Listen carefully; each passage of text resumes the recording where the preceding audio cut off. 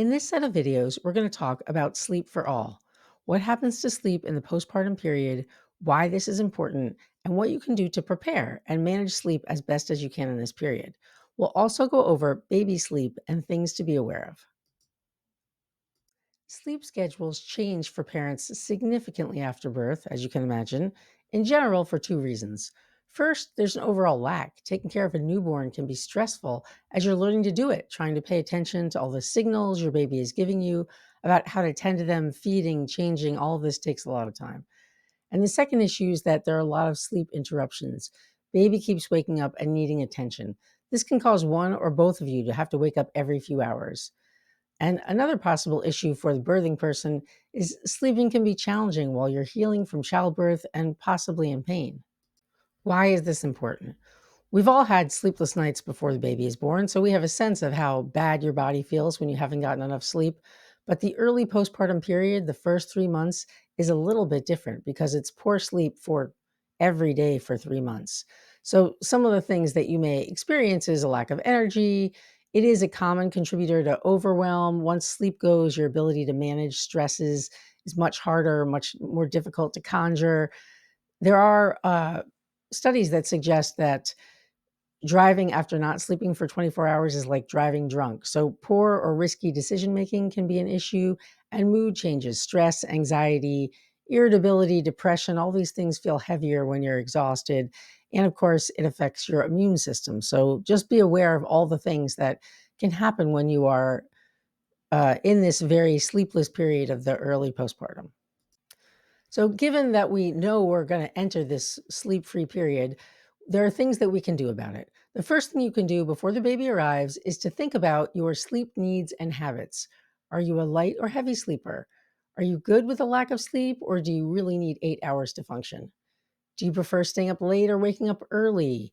What's the best sleeping environment for you? Is it dark and on the colder side? Do you need to wind down to get a proper sleep? And do you need a period to wake up before you actually functioning and doing things? These are things to consider before the baby comes. So you can come up with an appropriate plan. Once you better understand each other's sleep habits, you can come up with a plan for this relatively sleepless period. You can schedule shifts or alternative nights. You can divide the night into specific time slots or from feed to feed. But I say schedule in quotes. Let's be flexible because we don't know what the baby's going to be like, and we don't know how the baby's sleep needs will change over time, but we do know they will change over time. And another thing to consider is the plan may be different for weekdays and weekends, depending on everyone's schedule. Managing sleep with a breastfeeding partner may be slightly different because you cannot take over the feeds at night. So you can and should get sleep so that during the day you can protect time for her to sleep. A minimum of 4 hours of protected sleep is required for adequate functions. Take naps when you can. Prioritize naps over everything else: cleaning, laundry, social media, everything. If you can, accept help from others who can do these things while you sleep. Expect the baby's needs to change over time and even within the day. You and your partner and your baby's sleep will be in flux during this period. And finally, don't underestimate the effects of prolonged sleep deprivation. After a few weeks, you may feel short tempered or in a fog or unable to remember what someone just said to you. Your health may also be affected. These are signs that you need to get more sleep. You'll be making all these adjustments to your sleep and your partner's sleep as you figure out what's normal for your baby, and it will take you a minute to figure it out. Typically, in the first month, babies wake up every 2 to 3 hours, especially if they're breastfed. And you may be interested in putting your baby on a schedule, but experts say that that typically isn't going to work until the baby is 4 to 6 months old and they can regulate certain systems in their body. As far as your sleep and your partner's sleep with the baby, there are a million ways to structure that, and you might consider the different ways you would want to try before the baby comes. There are things you can do to try and make all these transitions in sleep a little bit easier. The first thing you can do is to keep the baby's crib or bassinet in your room at night to minimize the distance between a crying baby and the food they're going to get. Another thing you can do, especially in the first 3 months, is let the baby lead the feed and sleep schedule. They're figuring it out just like you are. They'll go through growth spurts, and just when you think you've got it down, it's likely to change. Dress the baby comfortably without too much clothes. We don't want a hot baby. And to the best of your ability, mimic some of the aspects of the womb. So, a few things you could try is a tight swaddle, rocking the baby, white noise machine, or a heartbeat rhythm like they heard in the womb. These things will make the baby more comfortable. While we're trying to manage baby sleep, there are a few things that you should try to avoid. Do not give the baby a bottle to suck on to go to sleep. Don't put the baby on soft surfaces to sleep. Don't let the baby sleep in a car seat or a swing or an infant carrier or anything like that. Flat on the back is best. And don't let the baby sleep on you. So, medical experts will say co sleeping is not safe and don't do it.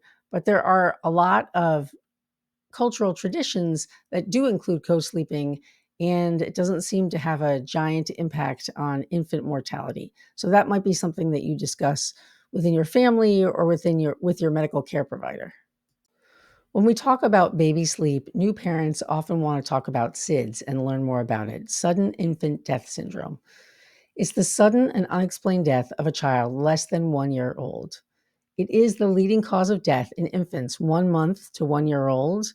But in the US last year, that amounted to a little less than 1,500 babies out of almost 4 million. At this point, it's unpredictable and we don't quite know why it happens, but scientists think that it's a conglomeration of factors, including things like brain abnormalities, problems in the part of the brain that control breathing and waking from sleep, things like genetic factors that could affect how the body regulates breathing, heart rate, or other vital functions. It could be developmental factors. SIDS often occurs during a critical period of rapid growth and changes in the first 6 months of life, and also environmental stressors. There are certain external factors that can increase the risk of SIDS, like sleeping on the stomach or on the side for the baby. Although we don't have control over brain anomalies or genetic issues once the baby is born, we absolutely can control environmental factors. So, things to do, you've heard of the movement back to sleep. That means put your baby on their back to sleep. Use a firm, flat mattress and keep soft objects and loose bedding out of the crib. It looks adorable, it's not good for sleeping. Don't overbundle the baby. Remember, don't make the baby hot at night. Don't smoke or vape around the baby. This goes for postpartum and pregnancy, obviously, no alcohol or drugs, and breastfeeding helps reduce the risk. So, a big takeaway from this series of slides is to prioritize sleep. Sleep is super important for everyone involved. It affects everything from mood to physical health. And one key is to start thinking about it now before the baby comes. Figure out what works for you, what might work for you, how you can change things around, and what you can do to optimize sleep for everyone.